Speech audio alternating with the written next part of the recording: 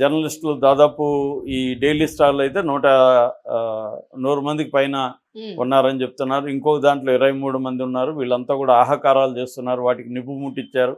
మొత్తానికి పోలీసులు, ఫైర్ సిబ్బంది వచ్చి వాళ్ళని సేఫ్ అయితే చేశారు. అట్లాగే న్యూ ఏజ్ ఎడిటర్ వాళ్ళకి మద్దతు ఇస్తున్నాడు అని చెప్పి అతని మీద అటాక్ చేశారు.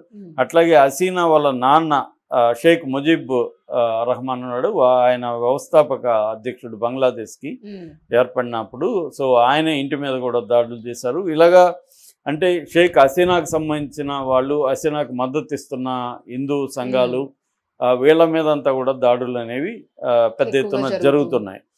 సో ఈ నేపథ్యంలో అక్కడ మైమన్ సింగ్ అనే ఒక ఇందాక చెప్పినట్టుగా ఒక సిటీ ఉంది.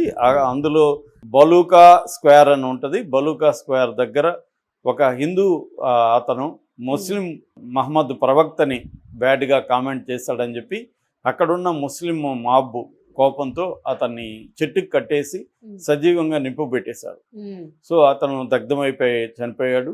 సో ఇది ఇప్పుడు ఆ విజువల్స్ ప్రపంచవ్యాప్తంగా వైరల్ అవుతున్నాయి. ఒక హిందువుని రోడ్డు మీద బంగ్లాదేశ్ లో ముస్లింలు హిందువుని చెట్టుకు కట్టి సజీవ దహనం చేశారనేది ఆ విజువల్స్ ఇప్పుడు ప్రపంచవ్యాప్తంగా వైరల్ అవుతుంది. దీని మీద ఆల్రెడీ ఇండియన్ ప్రభుత్వం కూడా నిరసన వ్యక్తం చేసింది. దాని మీద విచారణకు కూడా ఆదేశించమని చెప్పింది. అతని పేరు దీపు చంద్రన్. అతను అక్కడ రెంట్ హౌస్లో ఉంటున్నాడు. గార్మెంట్ ఫ్యాక్టరీలో బట్టల దుకాణంలో పనిచేస్తున్నాడు. ఒక రెంట్ హౌస్లో ఉంటున్న ఒక సాధారణమైన కార్మికుడు.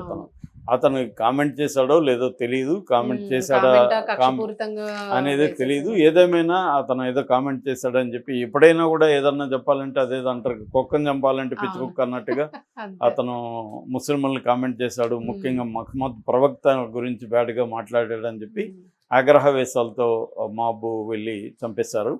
సో అక్కడ ఏంటంటే యూనస్ మీద ఇండియాలో కూడా వ్యతిరేకత ఉంది. ఎందుకంటే ఇతను హిందువుల మీద దాడుల్ని అరికట్టట్లేదు, హిందువుల మీద కేసులు పెడుతున్నారు. హిందూ నాయకులే కాకుండా మైనారిటీస్, బుద్ధిస్టులు ఉన్నారు, క్రిస్టియన్స్ ఉన్నారు.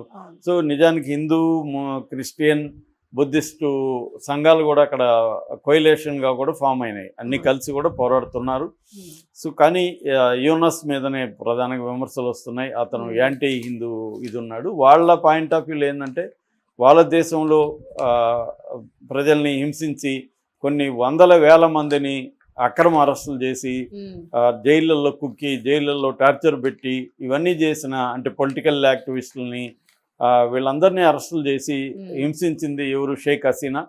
అలాంటి ఆమెని తరిమేస్తే ఆమెకి వీళ్ళు ఆశ్రయం ఇవ్వడం అనేది వాళ్ళ పాయింట్ ఆఫ్ వ్యూలో వాళ్ళకి కోపం తెప్పించే అంశం.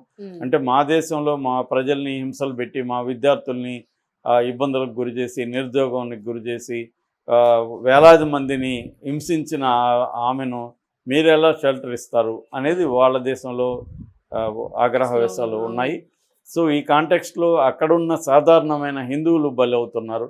ఆ మధ్యకాలంలో మనం అల్లర్లప్పుడు చూసాము, క్రికెటర్లని, సినిమా హీరోల్ని, ప్రొడ్యూసర్ని అందరినీ కూడా చంపేశారు వాళ్ళు. అదే మాబుకు వచ్చినప్పుడు ఏమవుతుందంటే వాళ్ళకి ఇంకా విచక్షణ అనేది కోల్పోతారు. సో దానికి అక్కడ ఉన్న హిందువులు ఇప్పుడు బలవుతున్నారు. దీనికి సంబంధించి ఇండియన్ గవర్నమెంట్ కూడా సీరియస్గానే మాట్లాడుతూ ఉంది, యాక్షన్ తీసుకోమని చెప్తుంది. ఏం జరుగుతుందనేది చూడాలి.